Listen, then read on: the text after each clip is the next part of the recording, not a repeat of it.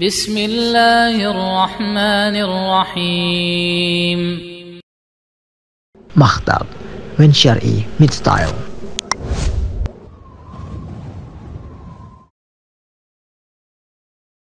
Fadilatul Syekh Al-Allamah Profesor Dr. Shalih Al-Fauzan, salah seorang ulama besar ahli sunnati wal jamaah di abad ini. Hafizahullahu ta'ala mengatakan, ma yuriduhu a'da'ul Islam wa afrakhuhumul yawm min salbil mar'ah karamataha wa intizai hukukiha.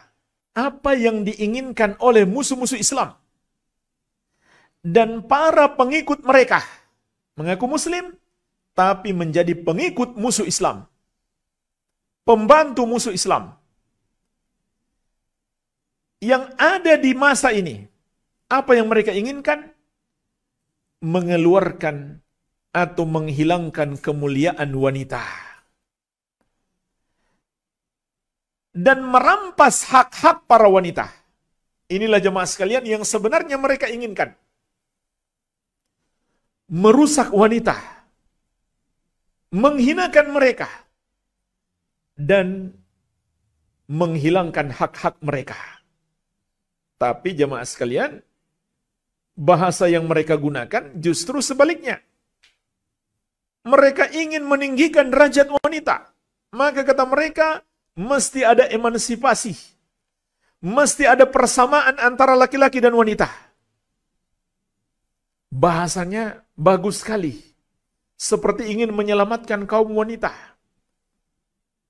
Padahal sebenarnya mereka ingin menghancurkan kemuliaan wanita. Dan merampas hak para wanita. Dan menghinakan para wanita. Tapi dengan bahasa yang sangat indah. Kita kan zaman modern, kata mereka. Masa wanita harus hidup seperti zaman onta? Kita wanita negeri kita sendiri. Kita bukan wanita Arab. Subhanallah. Seperti ingin menyelamatkan kaum wanita. Dengan bahasa-bahasa yang indah, kedengaran enak. Tapi hakikatnya itu adalah racun. Dan Allah telah mengingatkan ini bahasa setan. Karena setan itu bukan hanya dari kalangan jin. Bisa juga dari kalangan manusia. Dalam surat Al-An'am ayat 112, wa kadzalika ja'alna likulli nabiyyin aduwan. Demikianlah kami jadikan bagi setiap nabi itu musuh. Maka orang-orang yang mengikuti jalan para nabi juga mesti memiliki musuh. Siapa musuh mereka? Syayatinal insi wal jinni. Setan-setan dari kalangan manusia dan jin. Lihat metode mereka, kata Allah. Yuhi ba'duhum ila ba'din zukhrufal qawli gurura. Sebagian mereka mewahyukan kepada sebagian yang lain. Artinya mereka saling menyesatkan dengan kata-kata yang indah, namun hakikatnya adalah tipuan. Juga di surat An-Naml ayat ke-24, Allah berfirman, wa zayyana lahumus syaitanu a'malahum fasaddahum anis sabil fahum la yahtadun. Setan menghiasi amal-amal buruk mereka sehingga terlihat indah. Maka setan menghalangi mereka dari jalan kebenaran sehingga mereka tidak mendapatkan hidayah. Jadi hati-hati jemaah sekalian. Ini termasuk cara setan menyesatkan manusia. Kata-katanya nampak indah tapi hakikatnya adalah tipuan. Kemudian Syekh Al-Allamah Profesor Dr. Shalih Al-Fauzan hafizahullah mengingatkan di sini, saya ringkaskan 4 yang mereka inginkan pada para wanita muslimah. Yang pertama, adatu tadmirin. Mereka ingin menjadikan para wanita sebagai senjata penghancur bangsa, perusak generasi. Maka jemaah sekalian, untuk merusak dan menghancurkan satu bangsa, rusaklah wanita mereka terlebih dahulu. Kalau wanita mereka rusak, maka pasti bangsa itu akan rusak. Karena siapa yang mau mendidik generasi? Siapa yang mau mendidik anak-anak? Kalau lahir dari para wanita yang rusak. Jadi ini yang mereka inginkan. Dan Allah ingatkan dalam surat An-Nisa ayat ke-27, wa yuriduna alladzina yattabi'una syahawati an tamilu mailan 'azima. Dan orang-orang yang mengikuti hawa nafsu syahwat mereka itu ingin agar kalian tersesat dengan kesesatan yang jauh. Rasulullah SAW juga pernah mengingatkan, ma taraktu ba'di fitnatan adarra 'ala rijal minan nisa. Tidaklah aku tinggalkan fitnah, cobaan yang lebih berbahaya bagi kaum laki-laki daripada kaum wanita. Maka musuh-musuh Islam itu tahu para wanita adalah cobaan berat bagi kaum laki-laki. Maka mereka manfaatkan kaum wanita ini, mereka rusak dulu kaum wanita, sehingga dengan itu mudah merusak kaum laki-laki. Tersebarlah berbagai macam hubungan-hubungan terlarang antara laki-laki dan wanita. Ini yang pertama, yang mereka inginkan. Yang kedua, mereka inginkan para wanita itu menjadi sil'atun rakhisah, barang dagangan yang murah, yang dapat dinikmati oleh semua pengikut hawa nafsu, yang dengan bebas, terbuka, terlihat dengan mudah di mana-mana. Hampir dalam setiap bidang pekerjaan, sampai pada produk barang-barang, mesti ditampilkan wanita untuk menarik kaum laki-laki. Jadi mereka jadikan wanita itu sebagai barang dagangan yang murah untuk melariskan barang dagangan mereka. Maka mereka manfaatkan kaum wanita.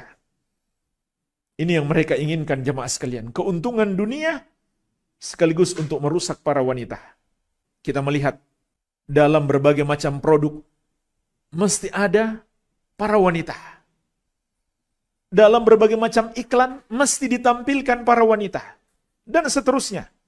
Ini penghinaan kepada wanita. Bukan sebuah pemuliaan. Ini penghinaan kepada wanita. Seakan wanita itu bagaikan barang yang murah sekali. Dan Allah Azza wa Jalla telah mengingatkan melalui lisan Rasulnya sallallahu alaihi wasallam, sinfani min ahlin nari lam arahuma. Kata Nabi sallallahu alaihi wasallam, ada dua golongan penghuni neraka yang belum aku lihat. Salah satunya adalah nisaun kasiyatun ariyat, wanita-wanita yang berpakaian tapi telanjang. Artinya mereka berpakaian tapi tidak menutup aurat dengan baik. Maka mereka itulah, kata Nabi SAW, penghuni neraka yang belum aku lihat. Para wanita yang berpakaian tapi telanjang. Dan bagaimana bisa kaum laki-laki menundukkan pandangan kalau para wanita dijadikan barang dagangan? Dalam setiap produk mesti ada wanita. Padahal Allah Azza wa Jalla berfirman, kullil mu'minina yaguddu min absarihim wa yahfadhu furujahum dzalika azka lahum. Katakan kepada laki-laki yang beriman, hendaklah mereka menundukkan pandangan mereka dan memelihara kemaluan mereka. Yang demikian itu lebih suci bagi mereka. Bagaimana mau menundukkan pandangan dan mensucikan hati dengan tersebarnya foto-foto, video-video para wanita. Kemudian yang ketiga, yang mereka inginkan adalah agar para wanita berikhtilat, campur baur dengan kaum laki-laki di semua lapangan kehidupan. Apakah lapangan pekerjaan, pendidikan, dan lain-lain. Mereka ingin kaum wanita bercampur baur dengan kaum laki-laki agar terjadi berbagai macam musibah dan malapetaka. Terjadi hubungan-hubungan terlarang dan berbagai macam dosa. Padahal dalam surat Al-Ahzab ayat ke-53 Allah berfirman, "Wa idza sa'altumuhunna mata'an." Dan apabila kalian meminta sesuatu dari para istri Nabi, Fas'aluhunna min wara'i hijabin. Maka mintalah dari belakang hijab, dari balik hijab. Dzalikum atharu liqulubikum wa qulubihinna. Yang demikian itu lebih suci bagi hatimu dan hati mereka. Subhanallah, ayat ini awalnya adalah perintah kepada para sahabat Nabi Muhammad SAW, kalau berinteraksi dengan istri-istri Nabi, hendaklah dari balik hijab.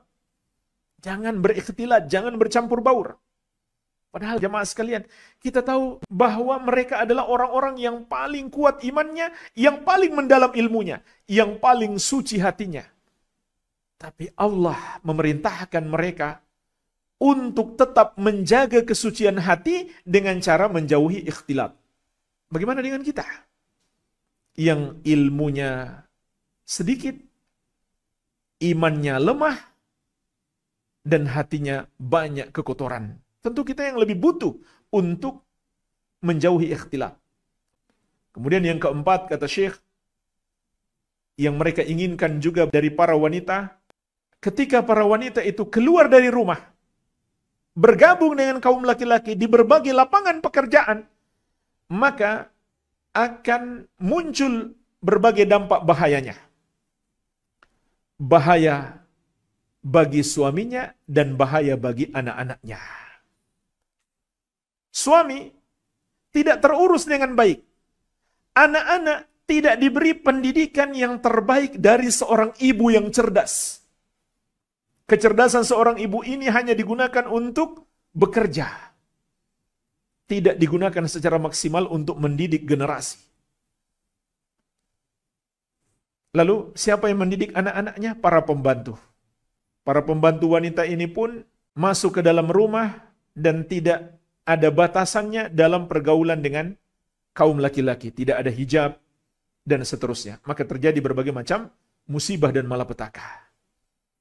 Jadi mudaratnya besar sekali yang terjadi di rumah ketika wanita harus keluar dan memenuhi semua lapangan pekerjaan. Ini yang diinginkan oleh musuh-musuh Islam. Di antara mudarat, kalau wanita juga ikut keluar, itu akan mempersempit lapangan pekerjaan. Karena mereka juga ikut meramaikan lapangan-lapangan pekerjaan sehingga kaum laki-laki malah jadi sulit cari kerja. Ini 4 yang saya ringkaskan dari penjelasan penulis Hafizahullah Ta'ala.